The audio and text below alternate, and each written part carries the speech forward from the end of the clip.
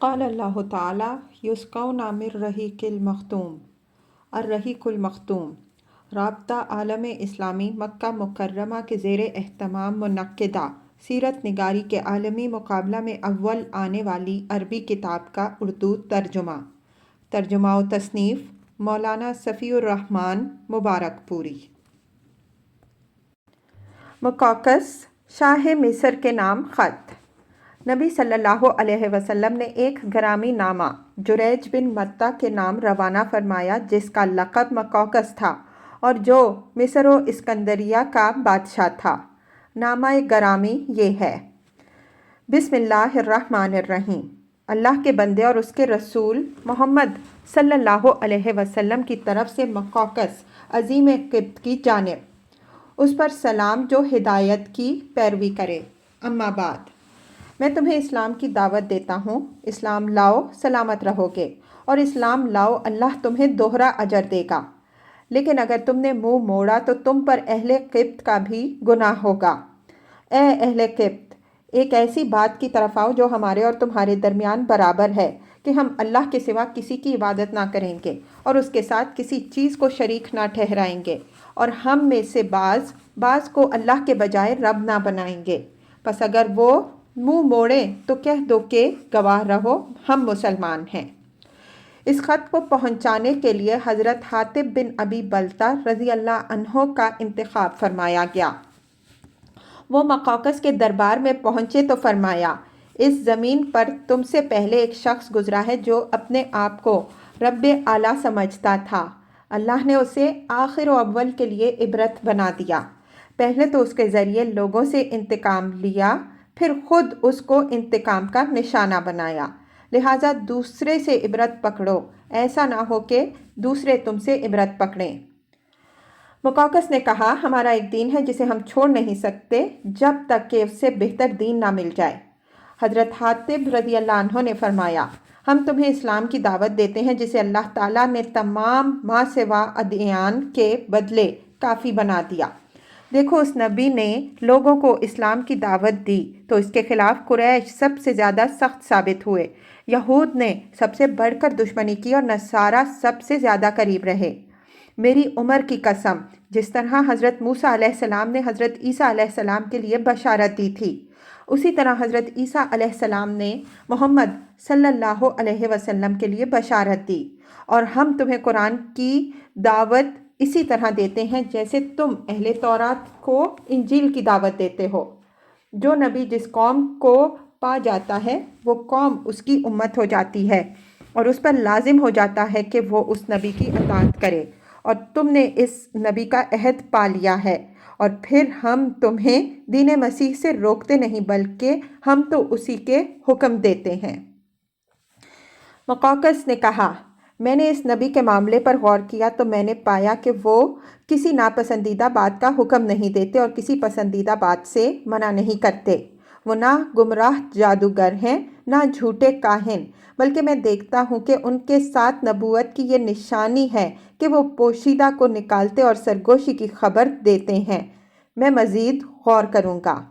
مقوقس نے نبی صلی اللہ علیہ وسلم کا خط لے کر احترام کے ساتھ ہاتھی دانت کی ایک ڈبیر میں رکھ دیا اور مہر لگا کر اپنی ایک لونڈی کے حوالے کر دیا۔ پھر عربی لکھنے والے ایک کاتب کو بلا کر رسول اللہ صلی اللہ علیہ وسلم کی خدمت میں حسب ذیل خط لکھوایا: بسم اللہ الرحمن الرحیم۔ محمد بن عبداللہ صلی اللہ علیہ وسلم کے لیے مقوقس عظیم قبط کی طرف سے، آپ صلی اللہ علیہ وسلم پر سلام۔ اما بعد، میں نے آپ صلی اللہ علیہ وسلم کا خط پڑھا اور اس میں آپ صلی اللہ علیہ وسلم کی ذکر کی ہوئی بات اور دعوت کو سمجھا۔ مجھے معلوم ہے کہ ابھی ایک نبی کی آمد باقی ہے۔ میں سمجھتا تھا کہ وہ شام میں نمودار ہوگا۔ میں نے آپ صلی اللہ علیہ وسلم کے قاصد کا اعزاز و اکرام کیا ہے۔ آپ صلی اللہ علیہ وسلم کی خدمت میں 2 لونڈیاں بھیج رہا ہوں جنہیں قبطیوں میں بڑا مرتبہ حاصل ہے، اور کپڑے بھیج رہا ہوں، اور آپ صلی اللہ علیہ وسلم کی سواری کے لیے ایک خچر بھی ہدیہ کر رہا ہوں، اور آپ صلی اللہ علیہ وسلم پر سلام۔ मुकौकस ने इस पर कोई इजाफा नहीं किया और इस्लाम नहीं लाया। दोनों लौंडियाँ मारिया और सीरीन थीं। खच्चर का नाम दुलदुल था, जो हज़रत माविया रज़ी अल्लाह अन्हो के ज़माने तक बाकी रहा।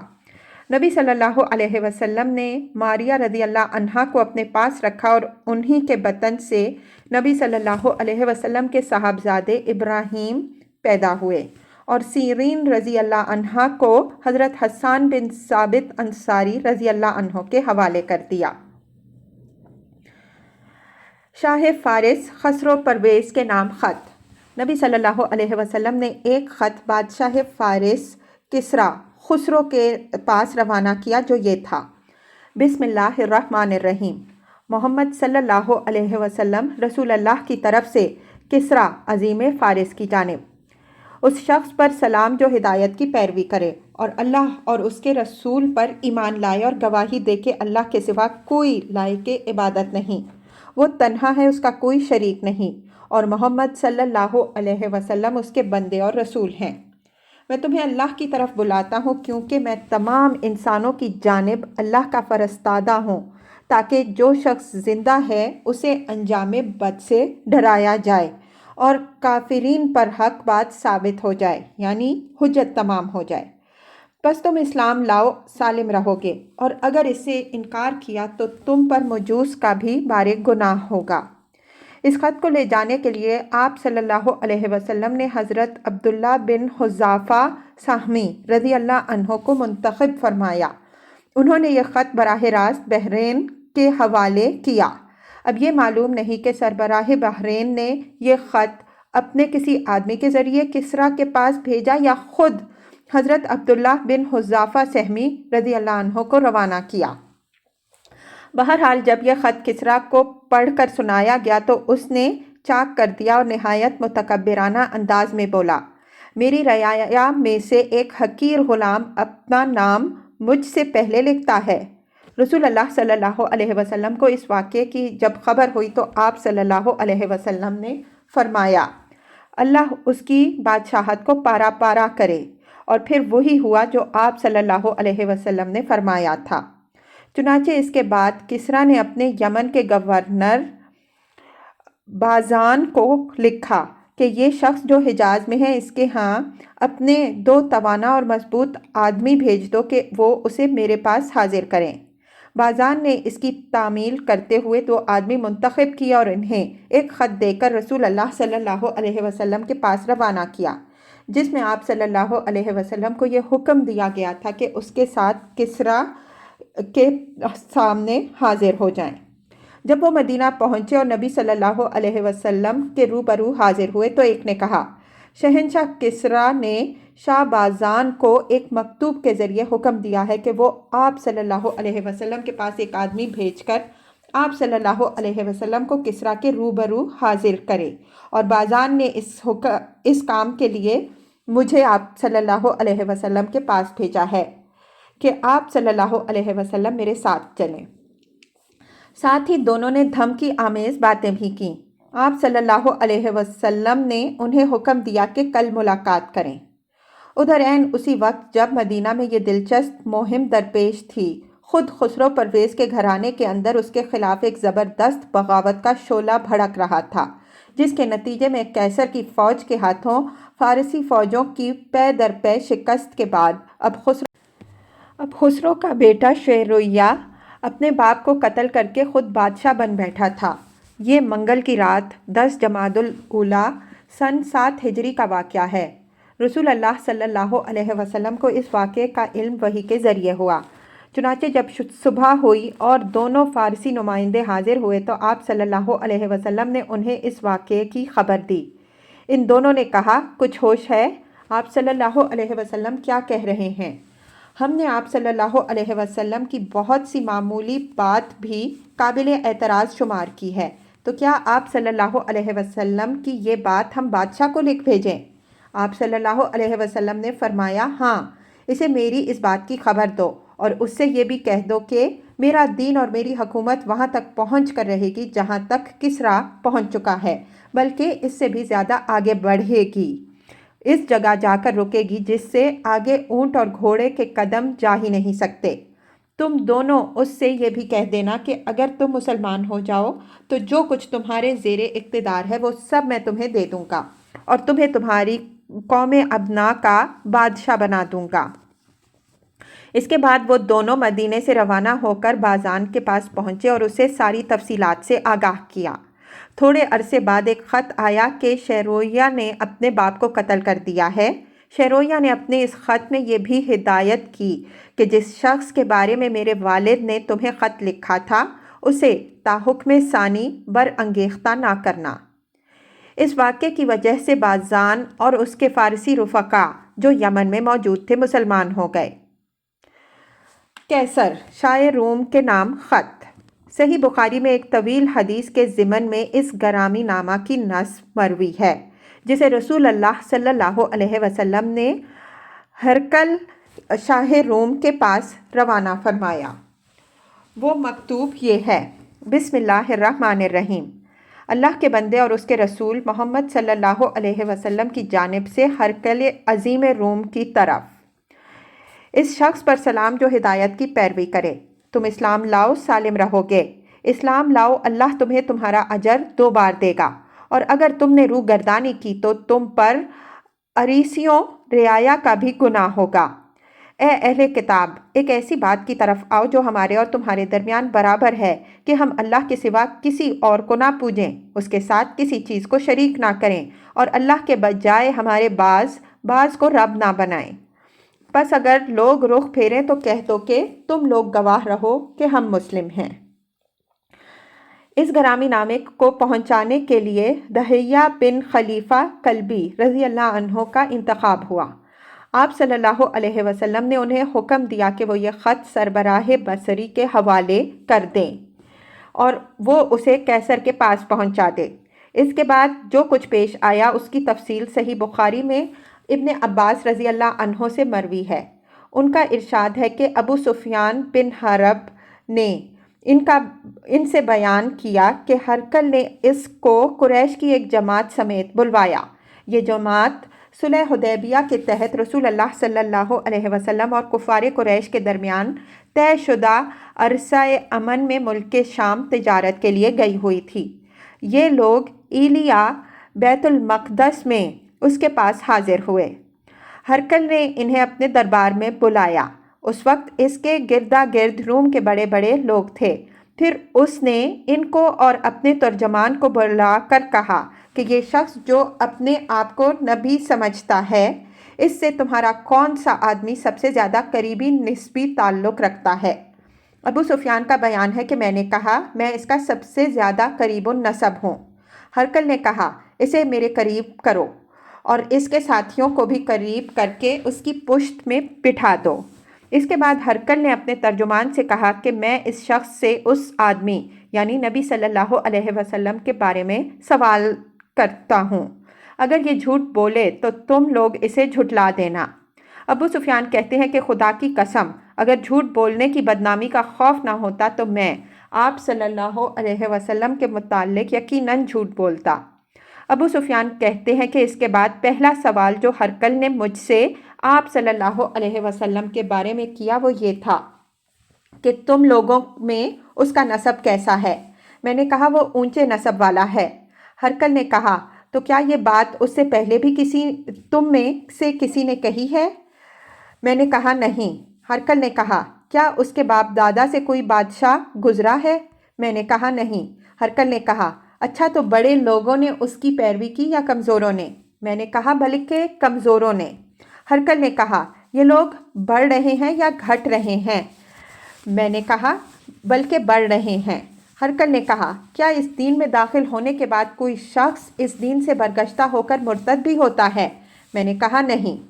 ہرقل نے کہا اس نے جو بات کہی ہے کیا اسے کہنے سے پہلے تم لوگ اس کو جھوٹ سے متہم کرتے تھے؟ میں نے کہا نہیں۔ ہرقل نے کہا کیا وہ بدعہدی بھی کرتا ہے؟ میں نے کہا نہیں، البتہ ہم لوگ اس وقت اس کے ساتھ صلح کی ایک مدت گزار رہے ہیں، معلوم نہیں اس میں وہ کیا کرے گا۔ ابو سفیان کہتے ہیں کہ اس فکرے کے سوا مجھے اور کہیں کچھ گھسیڑنے کا موقع نہ ملا۔ ہرقل نے کہا کیا تم لوگوں نے اس سے جنگ کی ہے؟ میں نے کہا جی ہاں۔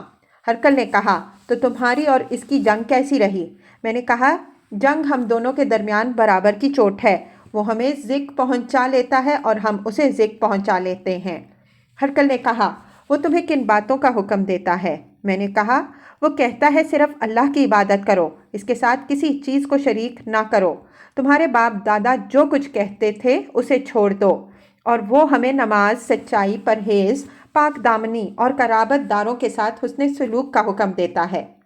इसके बाद हरकल ने अपने तर्जुमान से कहा, तुम इस शख्स यानी अबू सुफियान से कहो कि मैंने तुमसे इस शख्स नबी सल्लल्लाहु अलैहि वसल्लम का नसब पूछा तो तुमने बताया कि वो ऊंचे नसब का है, और दस्तूर यही है कि पैगंबर अपनी कौम के ऊंचे नसब में भेजे जाते हैं। और मैंने दरियाफ्त किया कि क्या ये बात इससे पहले भी तुम में से किसी ने कही? तुमने बतलाया नहीं। मैं कहता हूँ कि अगर ये बात इससे पहले किसी और ने कही होती तो मैं ये कहता कि ये शख्स एक ऐसी बात की नक्काली कर रहा है जो इससे पहले भी कही जा चुकी है। और मैंने दरियाफ्त किया कि क्या उसके बाप दादों में कोई बादशाह गुजरा है? तुमने बतलाया कि नहीं। मैं कहता हूँ कि अगर उसके बाप दादों में कोई बादशाह गुजरा होता तो मैं कहता कि ये शख्स अपने बाप की बादशाहत का तालिब है। और मैंने दरियाफ्त किया कि क्या जो बात उसने कही है उसे कहने से पहले तुम लोग इसे झूठ से मुत्तहिम करते थे? तो तुमने बताया कि नहीं, और मैं अच्छी तरह जानता हूँ कि ऐसा नहीं हो सकता कि वो लोगों पर तो झूठ ना बोले और अल्लाह पर झूठ बोले। मैंने ये दरियाफ्त किया कि बड़े लोग इसकी पैरवी कर रहे हैं या कमज़ोर, तो तुमने बताया कि कमज़ोरों ने उसकी पैरवी की है, और हकीकत ये है कि यही लोग पैगंबरों के पैरोकार होते हैं। मैंने पूछा कि क्या इस दीन में दाखिल होने के बाद कोई शख्स बरगश्ता होकर मुर्तद भी होता है? तो तुमने बतलाया कि नहीं, और हकीकत यह है कि ईमान की बशाशत जब दिलों में घुस जाती है तो ऐसा ही होता है। और मैंने दरियाफ्त किया कि क्या वो बदअहदी भी करता है? तो तुमने बतलाया कि नहीं, और पैगंबर ऐसे ही होते हैं, वो बदअहदी नहीं करते। मैंने ये भी पूछा कि वो किन बातों का हुक्म देता है? तो तुमने बताया कि वो तुम्हें अल्लाह की इबादत करने और उसके साथ किसी चीज़ को शरीक ना ठहराने का हुक्म देता है, बुत परस्ती से मना करता है, और नमाज, सच्चाई, परहेजगारी और पाकदामनी का हुक्म देता है।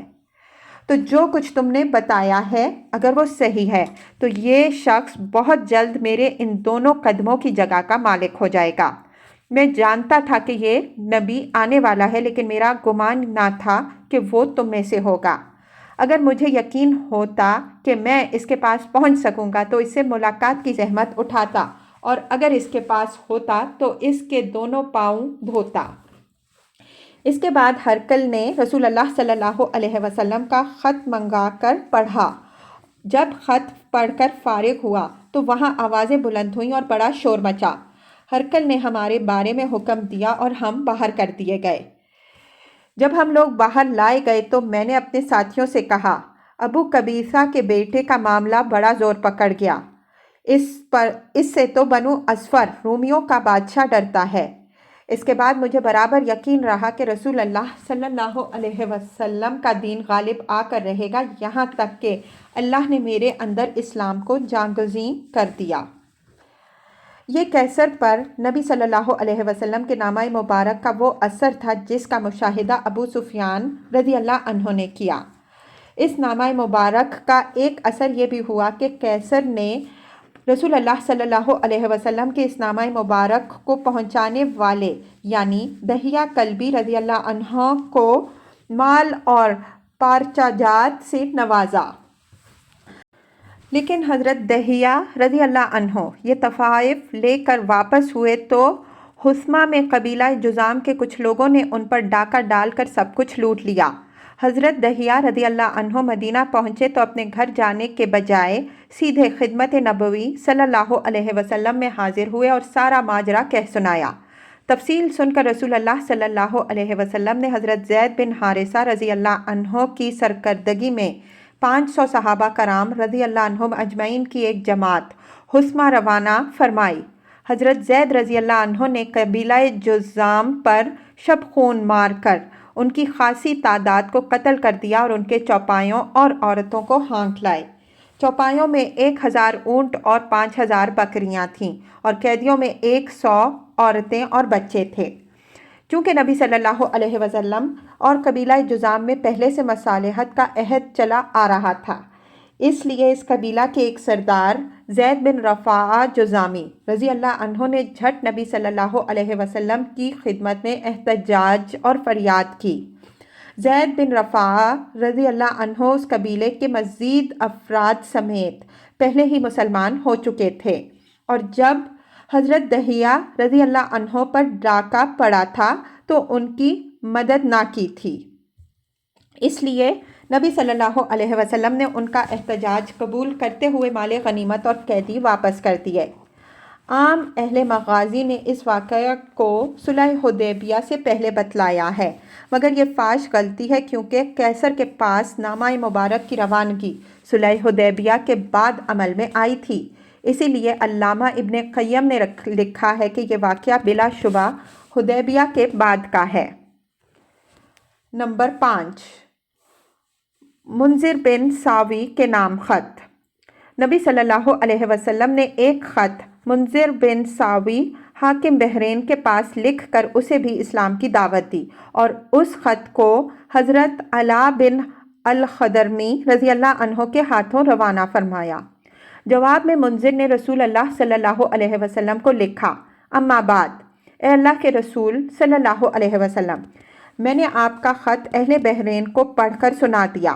بعض لوگوں نے اسلام کو محبت اور پاکیزگی کی نظر سے دیکھا اور اس کے حلقہ بگوش ہو گئے، اور بعض نے پسند نہیں کیا، اور میری زمین میں یہود اور مجوس بھی ہیں، لہٰذا آپ صلی اللہ علیہ وسلم اس بارے میں اپنا حکم صادر فرمائیے۔ اس کے جواب میں رسول اللہ صلی اللہ علیہ وسلم نے یہ خط لکھا، بسم اللہ الرحمن الرحیم، محمد صلی اللہ علیہ وسلم رسول اللہ کی جانب سے منذر بن ساوی کے نام، تم پر سلام ہو۔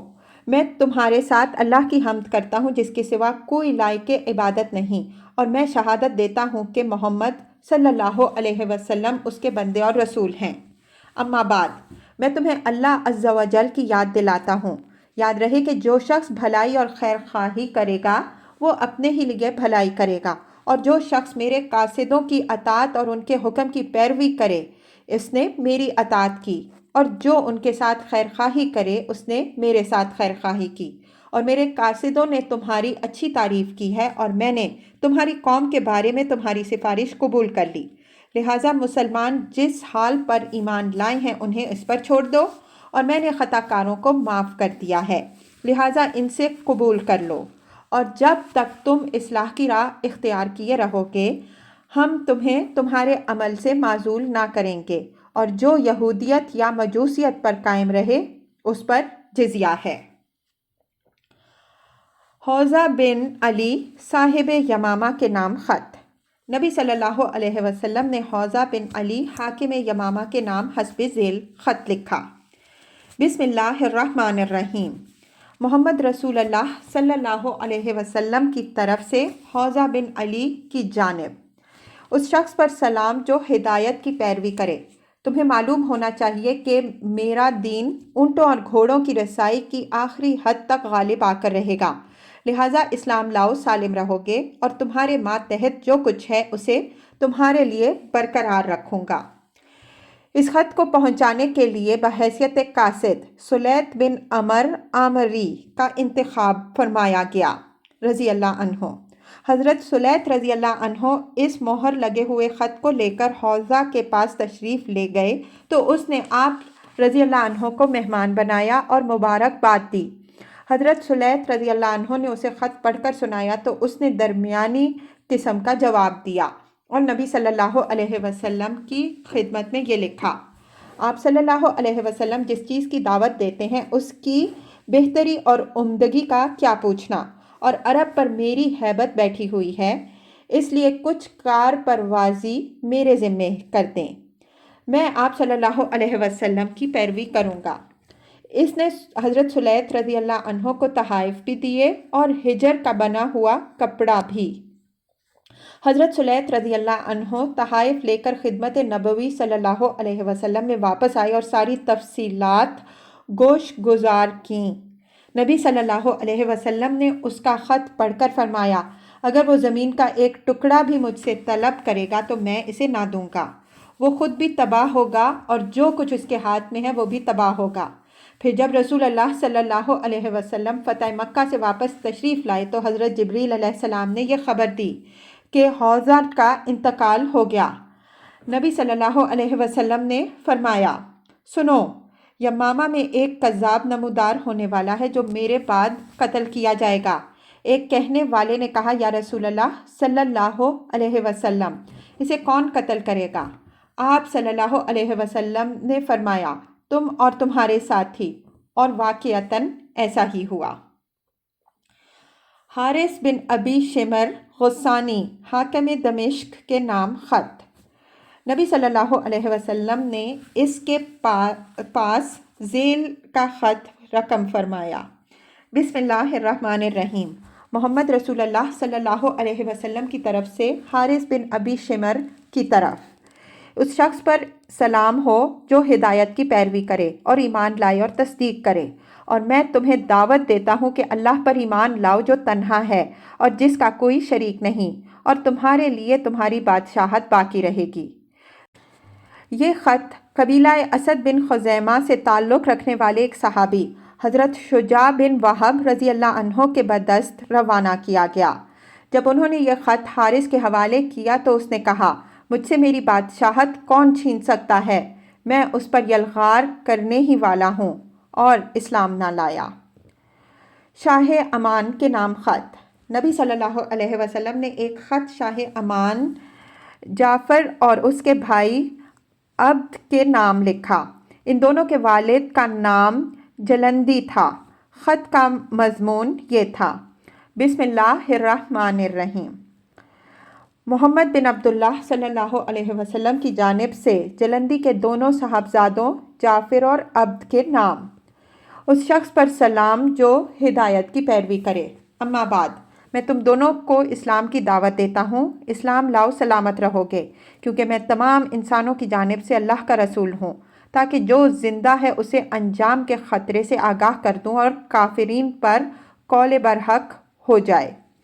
اگر تم دونوں اسلام کا اقرار کر لو گے تو تم ہی دونوں کو والی و حاکم بناؤں گا، اور اگر تم دونوں نے اسلام کا اقرار کرنے سے گریز کیا تو تمہاری بادشاہت ختم ہو جائے گی، تمہاری زمین پر گھوڑوں کی یلغار ہوگی، اور تمہاری بادشاہت پر میری نبوت غالب آ جائے گی۔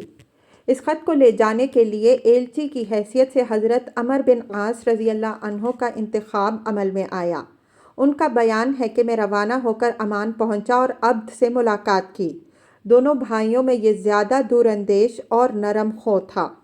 میں نے کہا، میں تمہارے پاس اور تمہارے بھائی کے پاس رسول اللہ صلی اللہ علیہ وسلم کا ایلچی بن کر آیا ہوں۔ اس نے کہا، میرا بھائی عمر اور بادشاہت دونوں میں مجھ سے بڑا اور مجھ پر مقدم ہے، اس لیے میں تم کو اس کے پاس پہنچا دیتا ہوں کہ وہ تمہارا خط پڑھ لے۔ اس کے بعد اس نے کہا، اچھا، تم دعوت کس بات کی دیتے ہو؟ میں نے کہا، میں ایک اللہ کی طرف بلاتا ہوں جو تنہا ہے، جس کا کوئی شریک نہیں، اور ہم کہتے ہیں کہ اس کے علاوہ جس کی پوجا کی جاتی ہے اسے چھوڑ دو، اور یہ گواہی دو کہ محمد صلی اللہ علیہ وسلم اللہ کے نبی اور رسول ہیں۔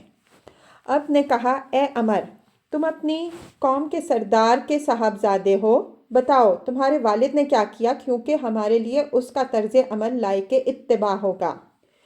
میں نے کہا، وہ تو محمد صلی اللہ علیہ وسلم پر ایمان لائے بغیر وفات پا گئے، لیکن مجھے حسرت ہے کہ کاش انہوں نے اسلام قبول کیا ہوتا اور آپ صلی اللہ علیہ وسلم کی تصدیق کی ہوتی۔ میں خود بھی انہی کی رائے پر تھا، لیکن اللہ نے مجھے اسلام کی ہدایت دے دی۔ اب نے کہا، تم نے کب ان کی پیروی کی؟ میں نے کہا، ابھی جلد ہی۔ اس نے دریافت کیا، تم کس جگہ اسلام لائے؟ میں نے کہا، نجاشی کے پاس، اور بتلایا کہ نجاشی بھی مسلمان ہو چکا ہے۔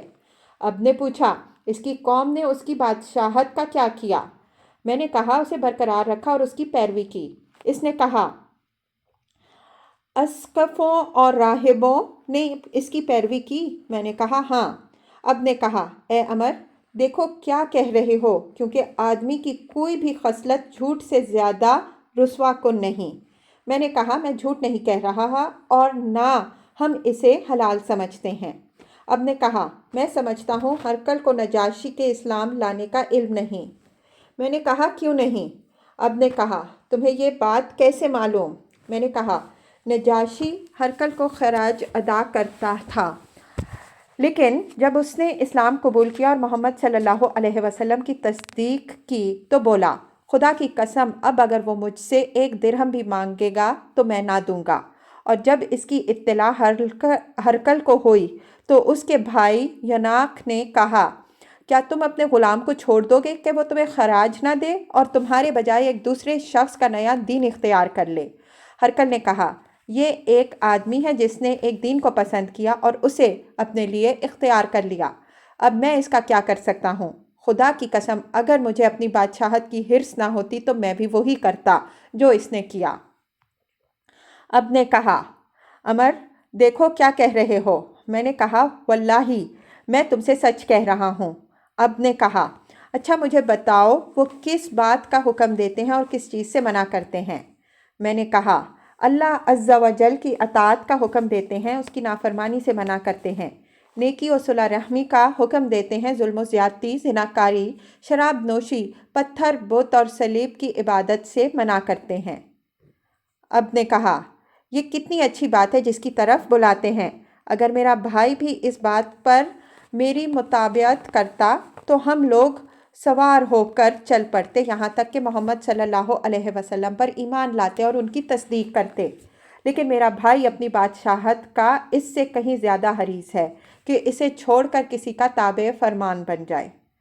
میں نے کہا اگر وہ اسلام قبول کر لے تو رسول اللہ صلی اللہ علیہ وسلم اس کی قوم پر اس کی بادشاہت برقرار رکھیں گے، البتہ ان کے مالداروں سے صدقہ لے کر فقیروں پر تقسیم کر دیں گے۔ اب نے کہا یہ تو بڑی اچھی بات ہے، اچھا بتاؤ صدقہ کیا ہے؟ جواب میں نے مختلف اموال کے اندر رسول اللہ صلی اللہ علیہ وسلم کے مقرر کیے ہوئے صدقات کی تفصیل بتائی۔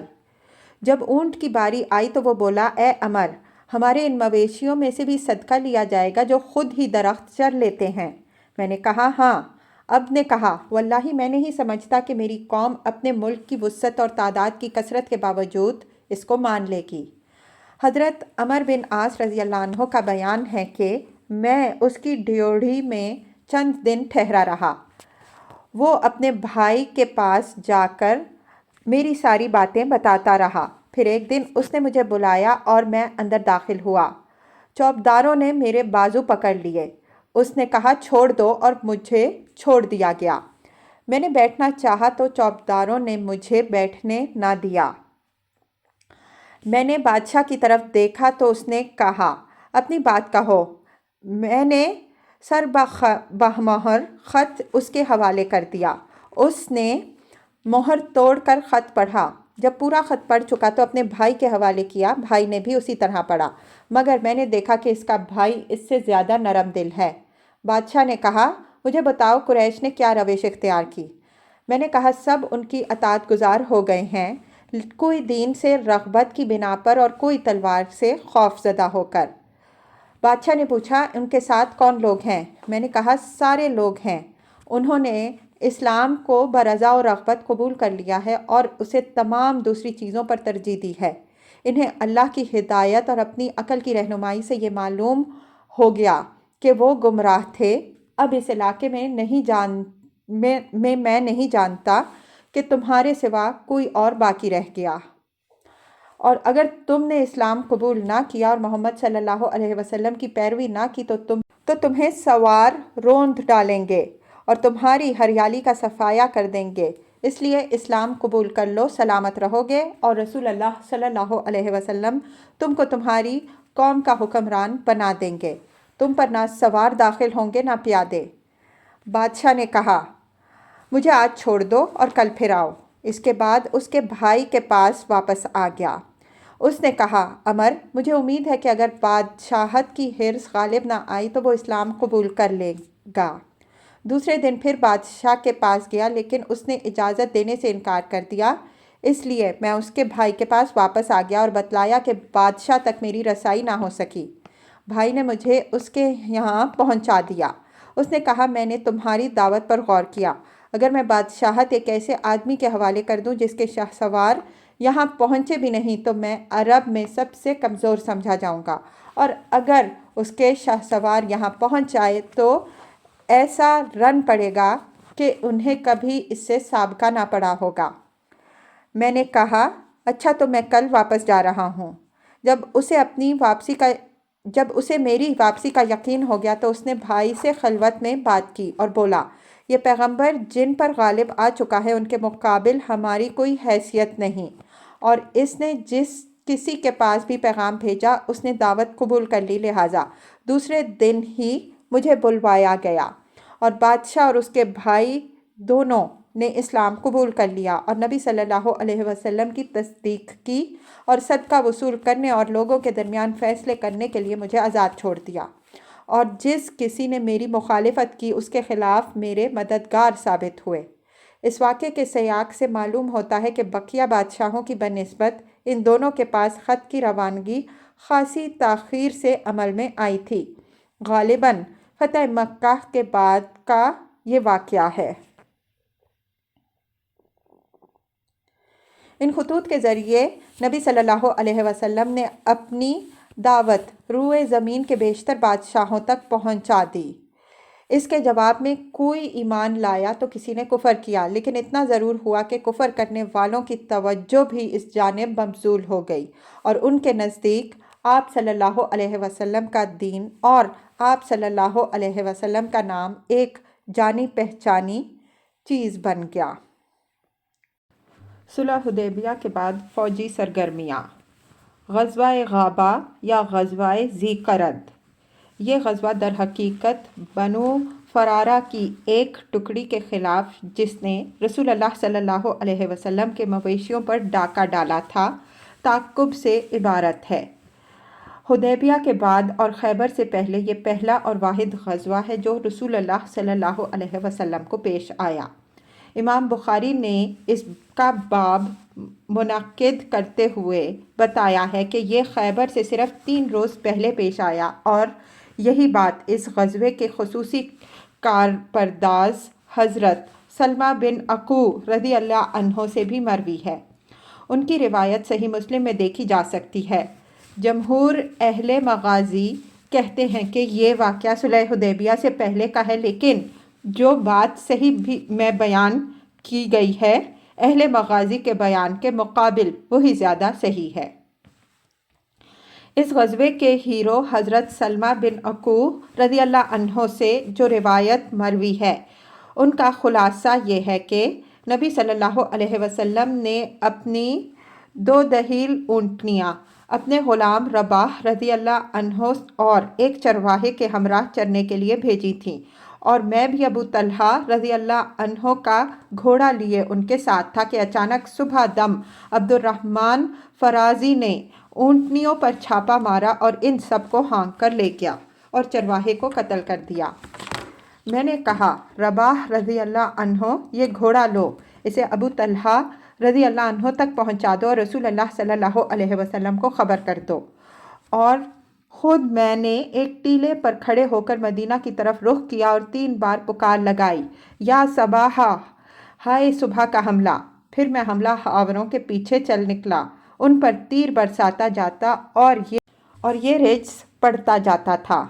انا ابن عقوی والیوم یوم الردیع، میں عقو کا بیٹا ہوں اور آج کا دن دودھ پینے والے کا دن ہے، یعنی آج پتہ لگ جائے گا کہ کس نے اپنی ماں کا دودھ پیا ہے۔ سلمہ بن عقو رضی اللہ عنہ کہتے ہیں کہ بخدا میں انہیں مسلسل تیروں سے چھلنی کرتا رہا۔ جب کوئی سوار میری طرف پلٹ کر آتا تو میں کسی درخت کی اوٹ میں بیٹھ جاتا، پھر اسے تیر مار کر زخمی کر دیتا، یہاں تک کہ جب یہ لوگ پہاڑ کے تنگ راستے میں داخل ہوئے تو میں پہاڑ پر چڑھ گیا اور پتھروں سے ان کی خبر لینے لگا۔ اس طرح میں نے مسلسل ان کا پیچھے کیے رکھا، یہاں تک کہ رسول اللہ صلی اللہ علیہ وسلم کی جتنی بھی اونٹنیاں تھیں ان سب کو اپنے پیچھے چھوڑ گیا، اور ان لوگوں نے میرے لیے ان سب کو آزاد چھوڑ دیا۔ لیکن میں نے پھر بھی ان کا پیچھا جاری رکھا اور ان پر تیر برساتا رہا، یہاں تک کہ بوجھ کم کرنے کے لیے انہوں نے 30 سے زیادہ چادریں اور 30 سے زیادہ نیزے پھینک دیے۔ वो लोग भी जो कुछ भी फेंकते थे मैं उस पर बतौर निशान थोड़े से पत्थर डाल देता था ताकि रसूल अल्लाह सल्लल्लाहु अलैहि वसल्लम और उनके रुफ़क़ा पहचान लें कि ये दुश्मन से छीना हुआ माल है। इसके बाद वो लोग एक घाटी के तंग मोड़ पर बैठकर दोपहर का खाना खाने लगे। मैं भी एक चोटी पर जा बैठा। ये देखकर उनके 4 आदमी पहाड़ पर चढ़कर मेरी तरफ आए। जब इतने करीब आ गए कि बात सुन सके तो मैंने कहा, तुम लोग मुझे पहचानते हो? मैं सलमा बिन अकू हूँ। तुम में से जिस किसी के पीछे दौड़ूंगा बेधड़क पा लूँगा और जो कोई मेरे पीछे दौड़ेगा हरगिज़ ना पा सकेगा। मेरी ये बात सुनकर चारों वापस चले गए और मैं अपनी जगह जमा रहा, यहाँ तक कि मैंने रसूल अल्लाह सल्लल्लाहु अलैहि वसल्लम के सवारों को देखा कि दरख्तों के दरमियान से चले आ रहे हैं। सबसे आगे अखरम रज़ी अल्लाह अन्हो थे, उनके पीछे अबू कतादा रज़ी अल्लाह अन्हो और उनके पीछे मिक़दाद बिन असवद। महाज पर पहुँचकर अब्दुर्रहमान और हज़रत अखरम रज़ी अल्लाह अन्हो में टक्कर हुई। हज़रत अखरम रज़ी अल्लाह अन्हो ने अब्दुर्रहमान के घोड़े को ज़ख्मी कर दिया, लेकिन अब्दुर्रहमान ने नेज़े मार कर हज़रत अखरम रज़ी अल्लाह अन्हो को कत्ल कर दिया और उनके घोड़े पर जा बैठा। मगर इतने में हज़रत अबू कतादा रज़ी अल्लाह अन्हो अब्दुर्रहमान के सर पर जा पहुँचे और उसे नेज़ा मारकर कत्ल कर दिया। बकिया हमला आवर पीठ फेर कर भागे और हमने उन्हें खुदेड़ना शुरू कर दिया। मैं उनके पीछे पैदल दौड़ रहा था। सूरज डूबने से कुछ पहले इन लोगों ने अपना रुख एक घाटी की तरफ मोड़ा जिसमें ज़ी क़र्द नाम का एक चश्मा है। ये लोग प्यासे थे और वहाँ पानी पीना चाहते थे, लेकिन मैंने उन्हें चश्मे से परे ही रखा और एक कतरा भी ना चख सके। रसूल अल्लाह सल्लल्लाहु अलैहि वसल्लम और शाह सवार सहाबा रज़ी अल्लाह अन्हुम अजमाइन दिन डूबने के बाद मेरे पास पहुँचे। मैंने अर्ज़ किया, या रसूल अल्लाह सल्लल्लाहु अलैहि वसल्लम, ये सब प्यासे थे, अगर आप मुझे 100 आदमी दे दें तो मैं ज़ैन समेत इनके तमाम घोड़े छीन लूँ और इनकी गर्दनें पकड़कर हाजिर खिदमत कर दूँ। आप सल्लल्लाहु अलैहि वसल्लम ने फरमाया, अकू के बेटे, तुम काबू पा गए हो, अब ज़रा नरमी बरतो। फिर आप सल्लल्लाहु अलैहि वसल्लम ने फरमाया, इस वक्त बनो गतफ़ान में उनकी मेहमान नवाजी की जा रही है। इस ग़ज़वे पर रसूल अल्लाह सल्लल्लाहु अलैहि वसल्लम ने तबसरा करते हुए फरमाया, आज हमारे सबसे बेहतर शाहसवार अबू कतादा रज़ी अल्लाह अन्हो और सबसे बेहतर प्यादा सलमा रज़ी अल्लाह अन्हो हैं। और आप सल्लल्लाहु अलैहि वसल्लम ने मुझे 2 हिस्से दिए, एक प्यादा का हिस्सा और एक शाहसवार का हिस्सा, और मदीना वापस होते हुए मुझे ये शर्फ बख्शा कि अपनी गसबा नामी ऊँटनी पर अपने पीछे सवार फरमाया। इस ग़ज़वे के दौरान रसूल अल्लाह सल्लल्लाहु अलैहि वसल्लम ने मदीना का इंतज़ाम हज़रत इब्ने उम्मे मक्तूम रज़ी अल्लाह अन्हो को सौंपा था और इस ग़ज़वे का परचम हज़रत मिक़दाद बिन अमर रज़ी अल्लाह अन्हो को अता फरमाया था।